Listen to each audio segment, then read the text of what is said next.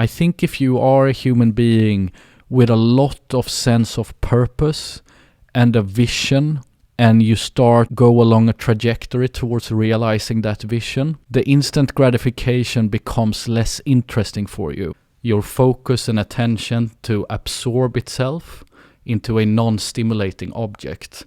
That is really what we want to achieve with mindfulness. Albert, welcome to the podcast. Thanks a lot, Christy. How did you develop your passion for psychology? How did that come about?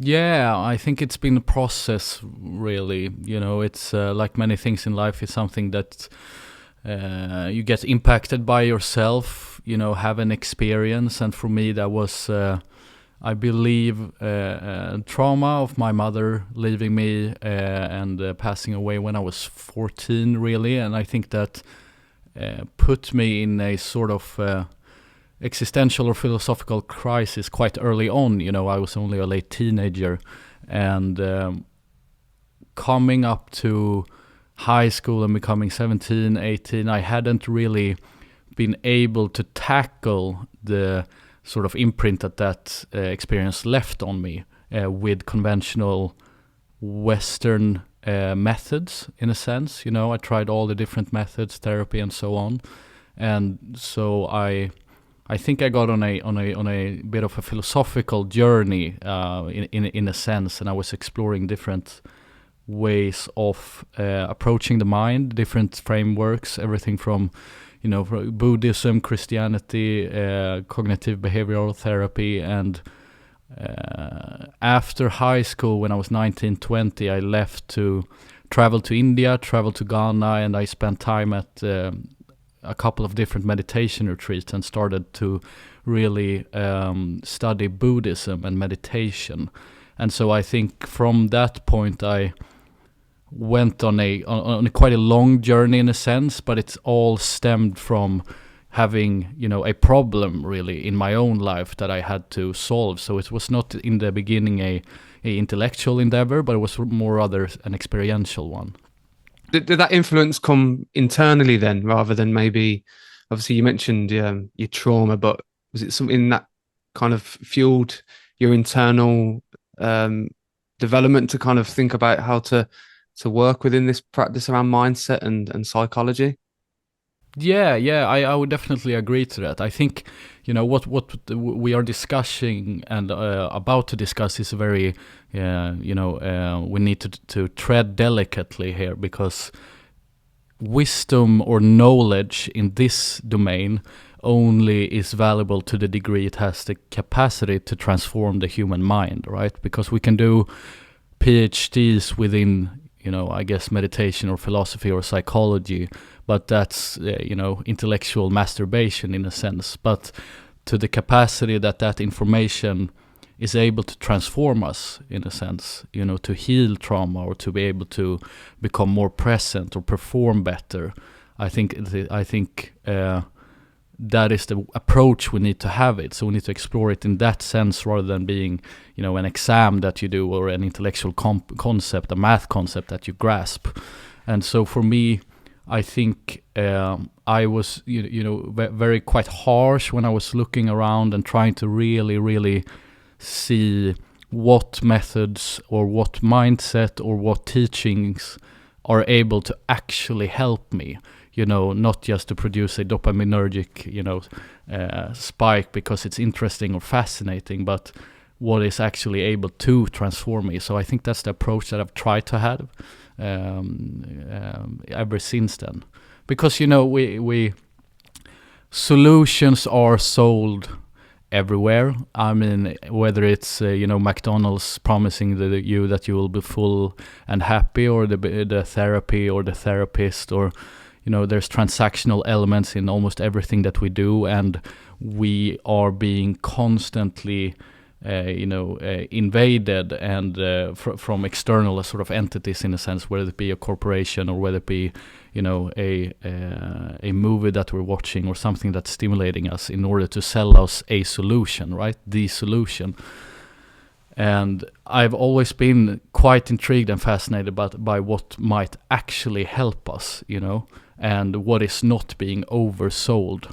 And for me, I was quite unable to find that back here in the conventional way and setting that we live, but rather than something more, I guess, esoteric in a sense, but it really is not. And I'm sure we'll talk more about it, about, meditation and being present in the very moment and the transformational capacity that method has. You mentioned consumerism and the bombardment of like stimuli in terms of products to solve answers to our questions and improve in a certain way by taking this item or taking this substance. How do we avoid that bombardment of those factors if we are trying to develop our mindset and try and develop inner ways of becoming psychologically better and improved? How do we avoid the bombardment of capitalist, consumerist goods that make us feel better for a short period, but doesn't obviously impact the long term?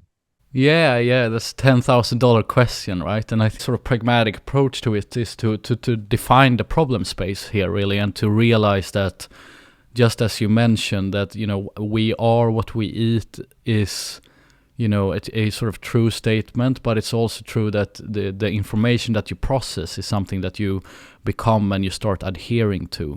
And so I think that the society that we have developed is, absolutely fantastic and remarkable in so many different ways. But it is also true that the products and the capitalist society that the products that the capitalist society produce are absolutely tailored in order to grab and retain our attention. And that's what, I saw, a quite interesting article a while back regarding, Netflix and HBO in the streaming war that's going on. And, Netflix is not competing against HBO or Amazon. They're competing with your family members, They're competing with the time that you put for your daughter or your father or your sister or your spouse, in a sense. And so I think having a lot of respect for how sophisticated these systems, or I guess external entities, are in actually hijacking our attention and our dopaminergic, system is a first way to sort of define how problematic it can be. Because, in a sense, we are intellectual creatures and we have the capacity to choose and we have the capacity to really navigate through this. But if we cannot see our situation for what it is, then it's quite hard, if we keep on denying it, in a sense. So I guess that's the first way to really define that problem space and to realize that it is a problem, that, the hundreds and hundreds of hours that we put into, I guess, mindless consumption, in a sense, whether it be, via food or via, pornography or via alcohol or other stimuli. And I think also in the recent years I've become a bit more nuanced. I'm not anti-capitalism, I'm not anti-hedonism, I'm not anti, living a fulfilled life. But what I think we want to do is to take charge of our own narrative within society and what we do within society, rather than falling prey for every kind of commercial or every kind of advertisement or every kind of promise of a solution that we get to ourselves. And so I think there are quite a few methods that really help us, get a bit of distance and be more selective in what hedonic, endeavors we go into, right? And I think that I would say one of them really is meditation, to be able to develop a mindful presence. And meditation, in the way that I look at it, is simply being, in the moment. That has been said 1,000 times before. But an example of that is, imagine that you watch a fantastic movie. You go to the cinema and you sit on the movie, you put up the popcorn and you have your Coke or whatever.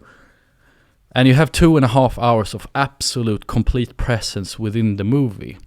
You can actually sense afterwards that you've been free of your thoughts. I mean, the narrative that is constantly going on, the little monkey that we have inside us, has actually been silent for a while. And so, in a sense, that is complete mindfulness. But what we would like to do is we'd like to swap out the meditation object from a very stimulating one, such as Avengers or whatever it might be, to something that's not stimulating you so much, such as your breath, or the feeling of your body, or the feeling of the fingers, or perhaps, what the sun is looking outside. So to be able to get your focus and attention to absorb itself into a non-stimulating object, that is really what we want to achieve with mindfulness.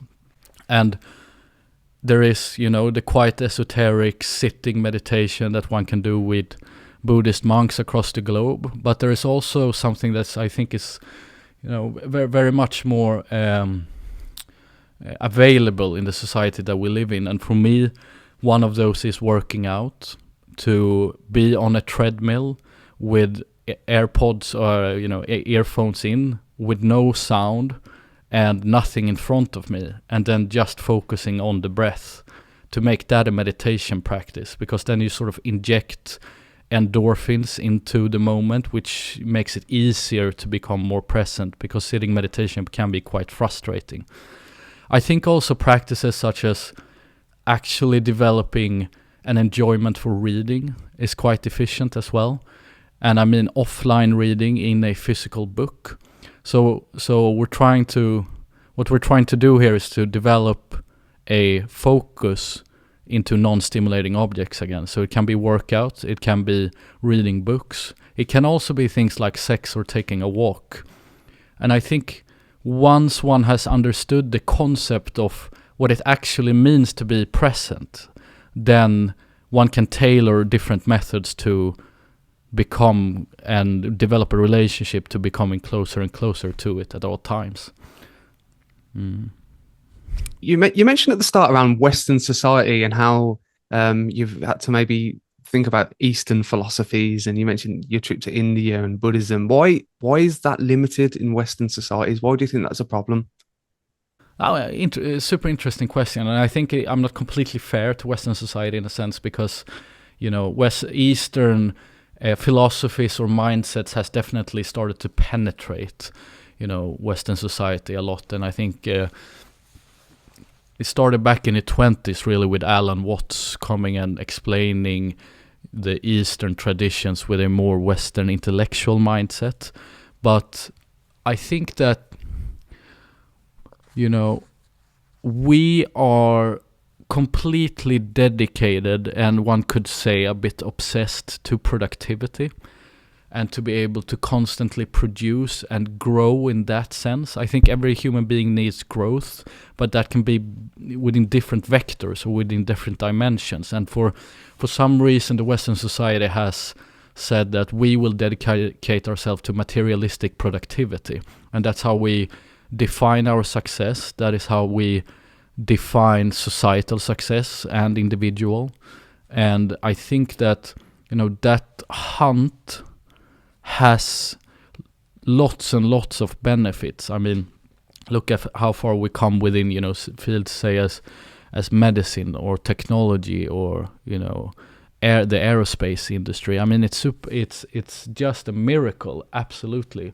But there's also something I believe that got lost, right? In school we're not quite taught how to deal with emotion. We're not quite taught how to, live honest lives. We're not, we have outsourced, the sort of moral landscape and how to navigate it to something else that's not institutionalized. And I mean, we did have Christianity for a long, long time, but we kind of had abandoned that as well, in a big sense. And the Eastern more way of doing things, I think, puts a price on that, and are able to say that, okay, the most important perhaps thing that we do is presence and I mean, of course, it's not true everywhere, and I'm very much putting everything on across one border here, but if you go to Asia and if you go to India, Hinduism and Buddhism and Islam, these are in a sense more spiritual ways of living, and then you can have lots of arguments whether that's good or not, but I think what it has produced is a higher respect for the quality in which we are doing things rather than the output of it. I think it's interesting. We spoke off air around. You mentioned the fasting video that I produced a couple of months back. If you consider the religious perspectives on what you said, if you think of eating and obviously in his case mindfulness, some of the teachings are so set in stone from hundreds of years, but for some reason we tend to ignore them in the present day today. I think it's just interesting how consumerism and capitalism has probably modified our thinking around that. But in reality, if we think about the human nature and what we know in terms of education and religious teachings, etc., it's set in stone for hundreds of years, but we don't necessarily appreciate them as much as we should. And you mentioned with Christianity as well. I think I feel like there's an alignment with religion within this, if that makes sense, and how that is sadly being watered today in current society, and how that might actually impact this area is interesting. Yeah, no, I absolutely agree. And, in a sense, perhaps instead of religion, we should talk about something like, I guess, what framework of life or what principles we adhere to, or what values that we actually live by, and what values are guided by our actions. And, in the hypercapitalistic society, we sacrifice a lot of values in order to, push and create this productivity that we have. And it's also, if you go to Buddhism and look at, okay, what's the central thesis around Buddhism? Well, it is talked very centrally about the problem of attachment, right? That we have anticipation for a certain reward to come, and then we get that reward, and then after the reward we get a lower baseline of from the neurological sense, the dopaminergic output, and then there is anxiety to that cycle, and then comes the craving again. And so this is really the addictive mindset, and in some way we have institutionalized and put a religion around driving this cyclical behavior harder and harder. And we give our kids sugar as a reward for when they are having their birthdays, and we live within the corporate lifestyle constantly in the promise of a better future, and that anticipation drives us forward. So we're constantly living in anticipation, in contrast to whatever the anticipation should lead to. And so it's this constant cycle of that, if I do this, then the reward will come. But the reward does come, but then the cycle really restarts. And I think having the addiction framework on looking through society with the addiction framework is quite interesting, because it really does map on into what we're doing. And it doesn't have to be narcotics or something that's lethal or deadly for you. It could be much more nuanced. What information do we consume? What routines do we have? Are we constantly engaged with the promise of a reward coming quite soon, whether it be, breakfast coming, or, always, we are, always feeding and bowing in front of whatever next pleasure is going to come. And I think that cycle is something that we have a lot to gain from taking control over. And I mean, not in a fatalistic kind of sense that it should be completely removed. I mean, I enjoy hedonic endeavors a lot, but I'm trying to be quite conscious about my intentions with it, and make sure that I am the one in charge rather than the, never to be settled dopaminergic animal within me,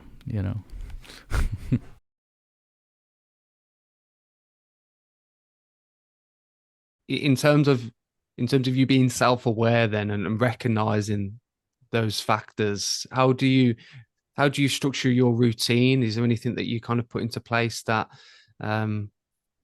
helps you in terms of those habits and behaviors and those small dopamine kicks that you might receive from Instagram or anything else? You mentioned narcotics, then no, you don't do that, but it's again, thinking about dopamine, I think that's kind of a key catalyst here around instant gratification. And is there anything that you do in terms of routine and structures that could be shared with viewers? Yeah, absolutely. And I think what I do are quite a few things, but I think one of the most, the probably most important thing is regarding my intentions. So let's explore this a bit. That if I go into an hedonic activity and I do it with the right intentions, or I understand that I do what intentions are behind it, I'm trying to be honest with my intentions with it, then I feel that I can, have much more mastery over it and control it and be able to do it at a healthy level. So tool number one is, at the end of the day, I always write about my intentions with what I've been doing, and I try to identify, have I been honest? Have I lied to anyone? Have I felt sort of frustration or harmful towards somebody? And then I try to write down whatever I'm grateful for. And so that is a routine for me to have my radar on.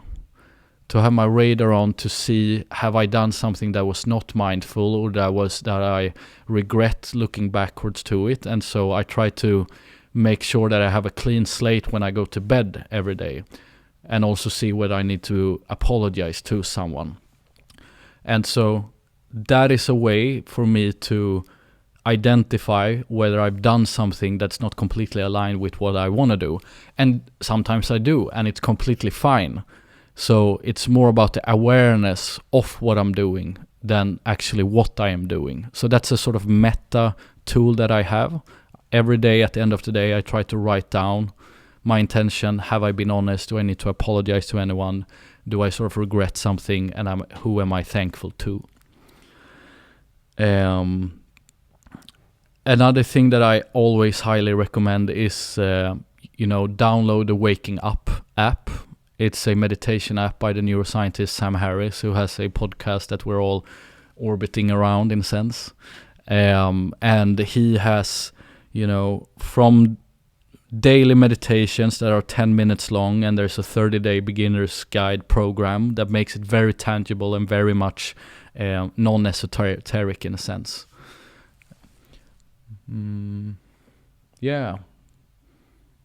But what advice would you give to those that might be listening to this, Albert, and they might be going through the process of trying to awaken that inner self-awareness, and they might consider, meditation, or they might have heard about, practices that are important, but they don't necessarily know how to take the steps to understand mindfulness and understand why they might get stressed, or why they might think in a certain way, or they might have to change their identity and think about different avenues in terms of career pathways that might impact ego and all those factors as well.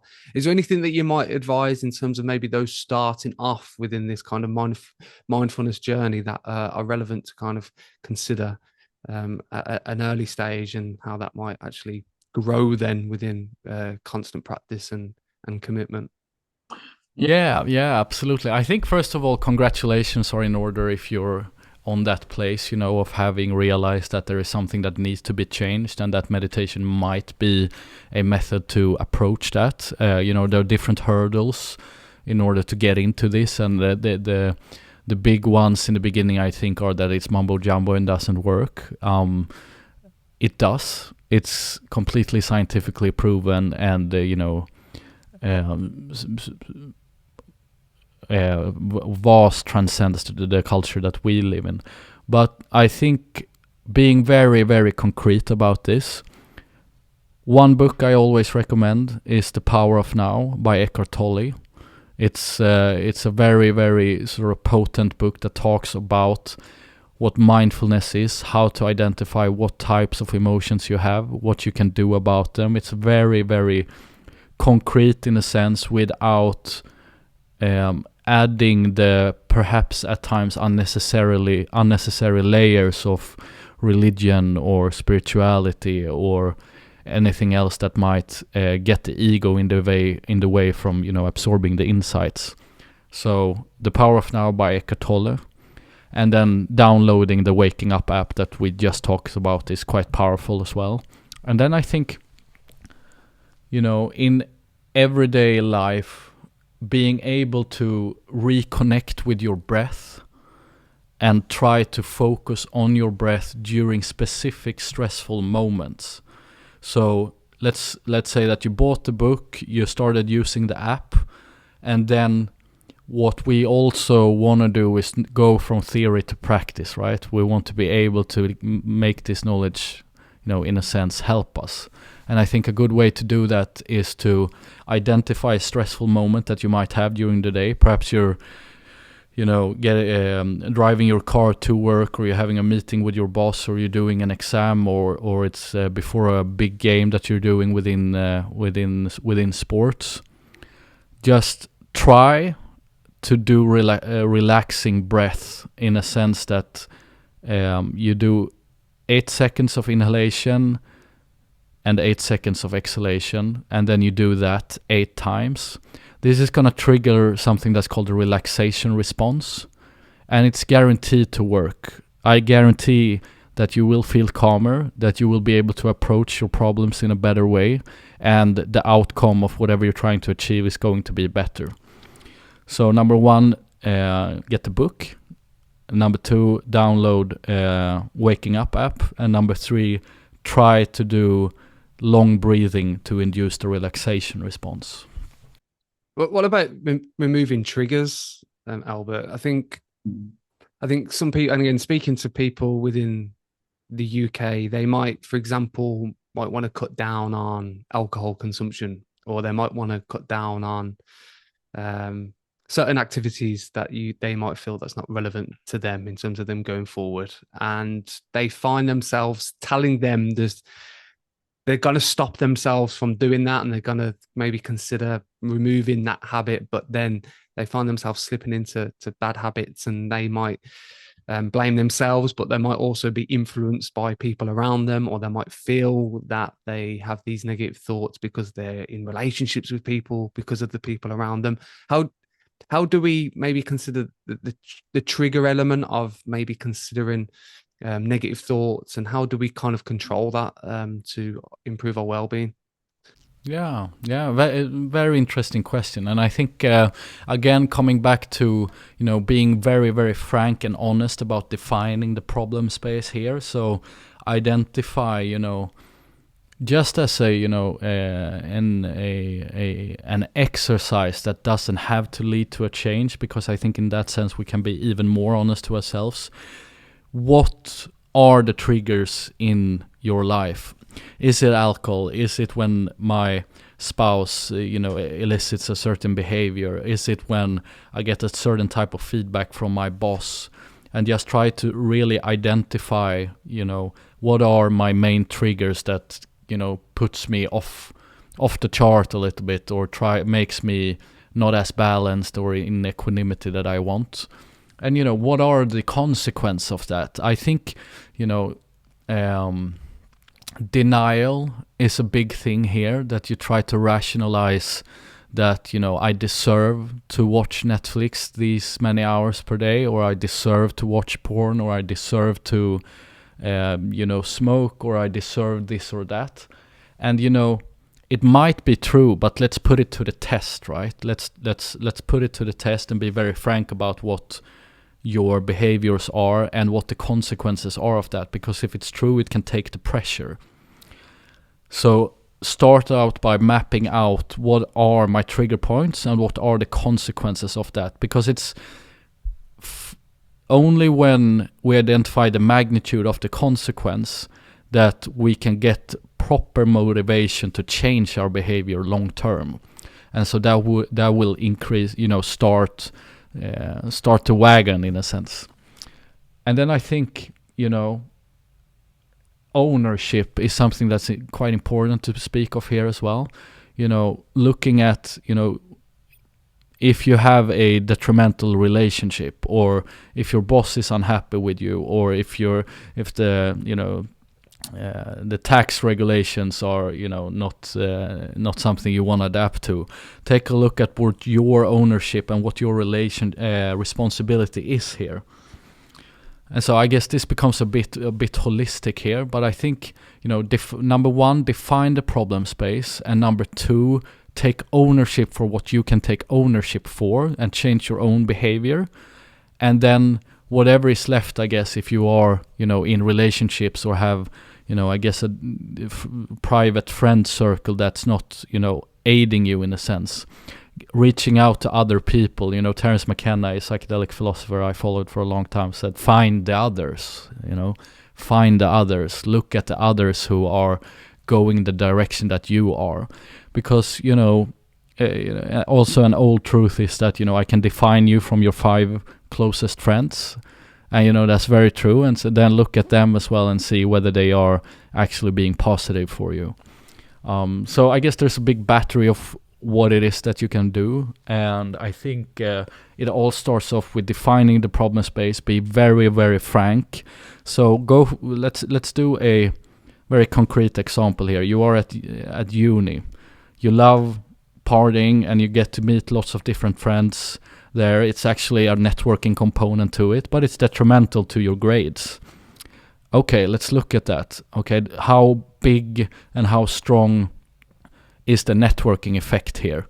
Where will that take you? Okay, and where will the good grades take you? Okay, and then we add on that it's detrimental to your health as well. And so you're not being able to, do what you want to do in terms of, physical exercise or maintaining your routines. And then you can see that perhaps, you chose, going to that party instead of going to your sister who just got dumped from her boyfriend because the party is more fun. And then we can start to see and add up the consequences of the partying. And being very frank about that, I think we can get some motivation to get out of that situation. And I think, coming back to the tools that I use, the methodology that I do at the end of the day, to really look at my intentions and to see what actions I did and if they help me towards my goal. It's really all about eliminating or reducing our own bias towards hedonism, and controlling it and enjoying it, but not letting it control us.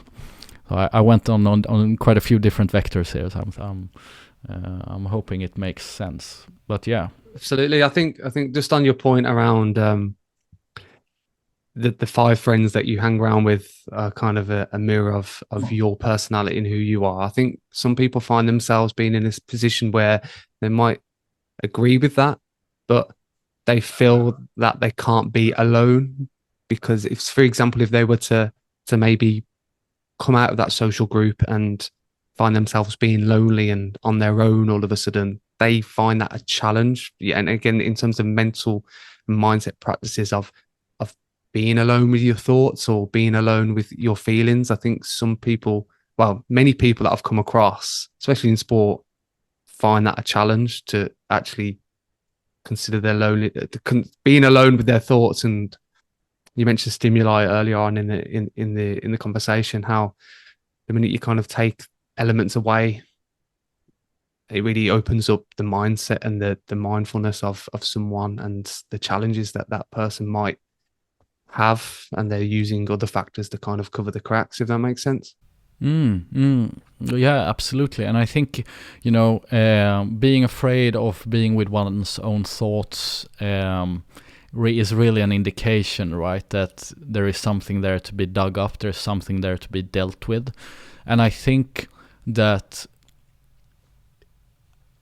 escaping those situations, the anxiety that might confront you when you realize that you've done something, or you've lied to someone, or you tried to manipulate a situation, or you cheated in a situation, something that might trigger a certain thought pattern and a certain emotional pattern when you're alone, is something to confront. And what's so beautiful about it is that the human mind has a natural capacity to heal itself, in a sense, if provided the space to do it. And it might be painful, and it might be very, very uncomfortable, but I think that at the end of the day, what we have is ourselves, and who you hang out with the most is your own mind, right? And so to really develop and nurture a relationship where you start to really, appreciate loneliness is a great indicator of health. And so you need to take responsibility of your own actions, and you need to take responsibility of your own thoughts and your own emotions, and to be able to confront them in an uncensored way. And when you're able to do that, then you really, start to nurture something that we might call self-love or self-acceptance. And I think it's quite hard to reach that state if you're in a lifestyle that is too stimulating, or that, negates contemplation, or that, makes it so that you're unable to really investigate yourself. And I mean, I have lots of respect for, trauma, obviously, and like mental illness in a very, a real and clinical sense. And, if these emotions are too unbearable, taking help, there is, with a therapist, or with, I guess certain medications or other methods is super helpful. But you really want to achieve the state where you're completely, at ease with being with yourself at all times. And I think a great way to, diagnose yourself is, how bad is your emotional, or how good is your emotional reaction when you're completely alone. But it's definitely something to aspire to. And I mean, in my sense, I'm in no way perfect at all. And I think it's quite important here to distinguish between, outcomes and results, and intentions, and being aware of the faults I do, being aware of the routines that I fall off, being aware of, when I lost my, got angry on someone around me, rather than rationalizing why that was the right thing to do. And so, having a very, kind sense, and looking at oneself with compassion, that makes it way, way easier to also become more aware. And then, what you want to do is to start cycle upwards on that compassion awareness, rather than going down into the more detrimental path. But what are your thoughts on dopamine detoxing? You see, and the reason I ask that is it's becoming a kind of a trend on YouTube. You see a lot of YouTubers doing these dopamine detoxes for a certain period of time, and I'm not really sure on the longevity of it. That's kind of the reason why I ask is what are your thoughts on dopamine detoxing, and how does that influence the brain? And then the second part to that question is, do we revert back to old habits the minute those factors come back into our lifestyle?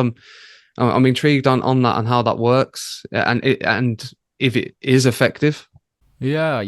No, it's an interesting topic, definitely. So first of all, I think I applaud the intention, with dopamine detoxing, realizing that the stimuli has gone too far, in a sense. And I think someone like Dr. Andrew Huberman has tons of information on this on YouTube, would be super suitable to talk about this from a neurological point of view. But it is true that you can lower your dopamine baseline, and so that less stimulating things will feel more. So you reverse tolerance, in a sense. And that's why with different stimuli, whether it be drugs or Netflix or porn or salary, for that sense. You develop a tolerance to it. So you need more and more to get the same dopaminergic kick. And so I think that from my own experience, going to meditation retreats, especially one that I found in Koh Samui, Thailand, very off-grid. There was a 7-day silent meditation retreat, and we got up at 4:30 in the morning. I slept on a wooden pillow. There was 8 hours of sitting meditation per day. We had rice and vegetable soup twice a day. It was, very, very non-stimulating. But getting out of there, and this also ties back to your question on whether habits kicks in again. Getting out of that place, I feel that I had another chance to develop new routines. There was sort of a clean slate in a sense. And some of my routines when I got out of there jumped just right back. But some of them I was actually able to alter in a much more easy way than if I would have done it at home. And so I think that for me, my experience of, I don't know, there are a couple of different ways, I guess, to do dopamine detoxing, but if we would call meditation retreat a dopamine detox, it really did work, and it had, I came in with the right intentions and was really, really a detox in that sense. And I applaud the intentions, the neurology of it, and the efficiency of it. I mean, it has the value of signaling to yourself that you want to make a change, and on a societal level as well, or TikTok or Snapchat or social media. If that can penetrate and become a trendy thing to dopamine detox, it can also be the inception to many other ideas that actually work, in a, I guess, more clinical sense. Is there a parallel between mental health and social media? And again, I don't know the statistics and data on this, and you'd be more of an expert than I am, but I'm surely to God that there is a parallel between the reasons why significant mental health issues are apparent especially in the UK, and the rise of social media. There must be some alignment there. Yeah. So I think it's proven that social media usage is associated with the feeling of isolation, and I think specifically the fact that you're getting access to, a pool of 1 billion individuals, and you only get exposed to the very top percentile of those within whatever value or performance you prefer. And so when I look into social media, I only see the best bodybuilders and the best NHL ice hockey players, and the best of the best of the best. And I think that constant realization, not for the intellectual mind, but for something deeper, that you are lower in the hierarchy, however you want to define the hierarchy, makes you inferior and makes you isolated in a sense. And so I definitely think that it's often said that the dose is the volume of the dose is the potion, or is the toxic thing here. So a drug can be very, very benevolent and have a healthy effect on you at one dose, and at another dose range it can be fatal.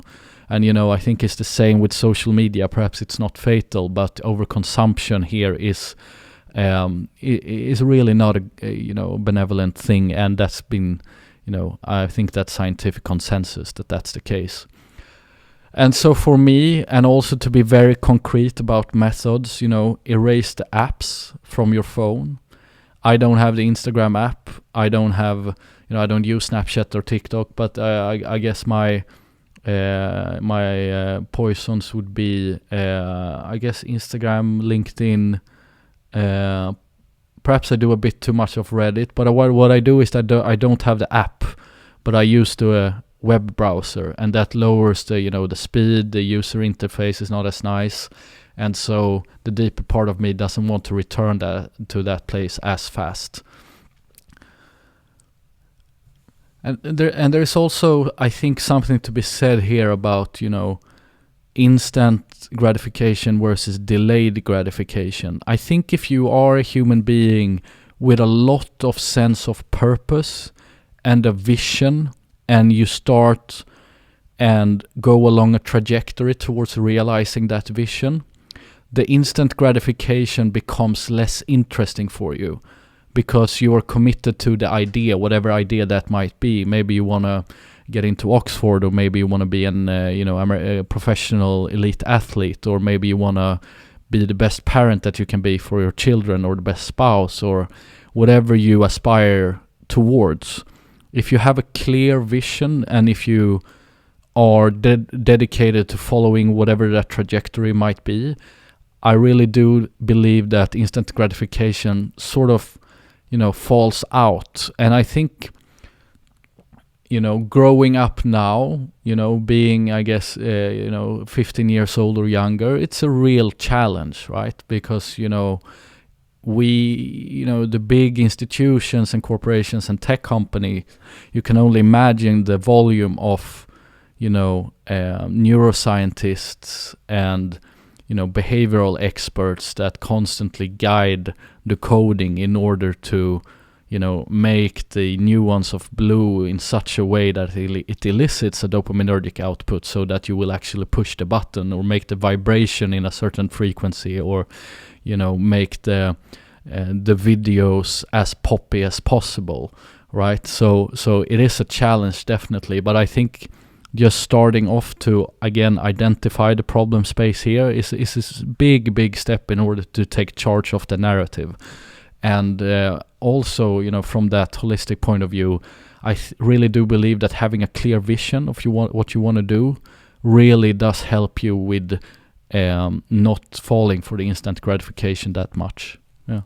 I think on that, I think people might see this, and then we mentioned reflection and self-awareness. I think people might utilize that, but there might be a fear of being different, or there might be, especially with social media, a fear of missing out on certain aspects.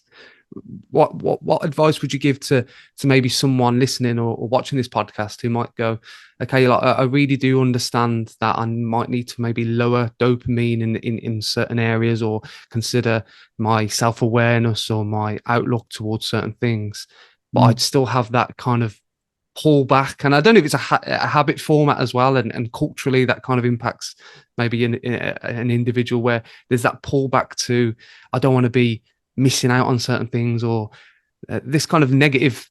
You mentioned monkey mind. Then I think that kind of gets alerted within those thinkings. What advice would you maybe give to someone around that, and on taking this step, and maybe considering a little bit more reflection, a little bit more self-awareness in terms of their mindfulness and their practices within that?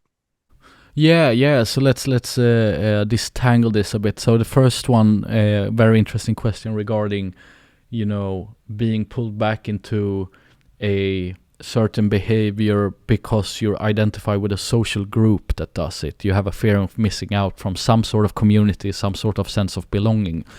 And then I think, the easy answer, swap your peer group.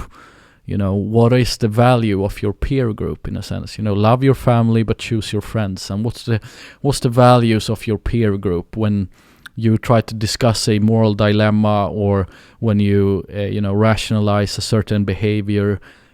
Try to identify what values does my 5 closest friends or colleagues, or the corporation I'm working for, the institution I'm associated to, what values do they really elicit? Because, as you say, we need to have a lot of respect for the part of our beings that wants to belong.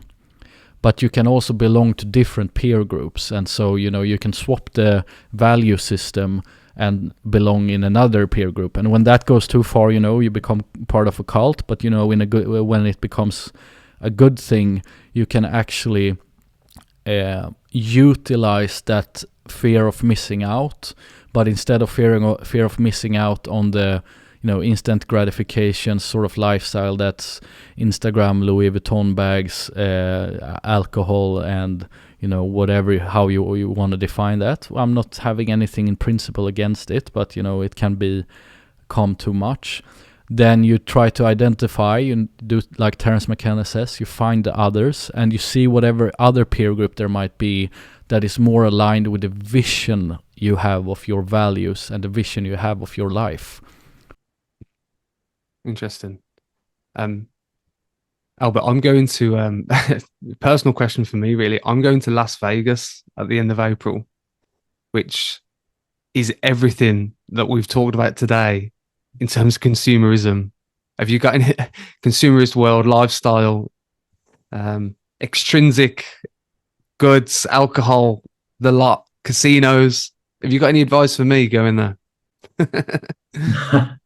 I think enjoy it. You know, life is meant to be lived in a sense. And I think the dose can be the poison. And, you know, if you would find yourself moving to Vegas and, you know, being part of the casino world, start to deal a bit of cocaine and, you know, doing that lifestyle, then you know, it's too much. But I do not advocate, you know, a completely minimalistic lifestyle in that sense. And so I think, you know, it's something that you built up for. Perhaps you're doing it with a group of friends and you know it's not going to be your life. We're only young ones. And so, you know, seize the moment and enjoy that. See it for what it is. You know, you have the right intentions. The probably the most important aspect of it is the sense of belonging, to create memories and experiences with your friends, and see that that is your intention with it, really. And then you're going back to, you know, whatever, not as I guess dopaminergic lifestyle that you have. So nuances here. Yeah. What I tend to do is I tend to either get my guests to look back or to look forward. But I think because of the nature of your practice, and I think there's a lot yet to be learned within this area. Where do you think the future of understanding mindfulness and developing well-being and psychology will be in the future? If you were to maybe push yourself 30, 40 years down the line and kind of reflect on the nature of this area, what kind of the key, what will be the key points within that? And is there anything that you think that'd be worth sharing for listeners in terms of maybe this area in future practices and future moments? Yeah, let's do some speculations and some looking into the crystal ball, right? I think you know, I really do think that psychology is the most brave of all the scientific fields, because it's the hardest. It's the hardest to measure. It's definitely the field where we know the least, if you compare it to physics or chemistry or any other of the natural sciences. And so I think, you know, psychology going forward, I'm seeing for myself a tipping point where it becomes inescapably clear that the kind of lifestyle that the capitalistic consumerism society drives becomes completely unsustainable in a very acute sense. And so what I mean by that is that more and more individuals might fall off the wagon of completely adhering or you know, bowing to the dopaminergic cycle that we talked about, and then there's a backlash happening from that, and also an opposing force. And I think it's with societal development there is trends, of course, but there can also be trends going completely different directions. And so as this sort of falling off the wagon trajectory happens, I think also the more conscious, sustainable way of, you know, living with ourselves and how we treat the planet is also happening in parallel. And, you know, sustainability becoming more and more of a trend, where more, you know, vegetarianism is growing, meditation apps are exploding. You know, there's lots and lots of hope. And, you know, in 30, 40 years, I don't think that, you know, we're going to either run into a dystopic or a utopic scenario. I think it's going to go in parallel, and it's up to us individuals to choose what trajectory we want to go towards, right? And what trends we want to follow. But, I am super hopeful, and I think in the field of psychology, I listened to Neil deGrasse Tyson the other day, and,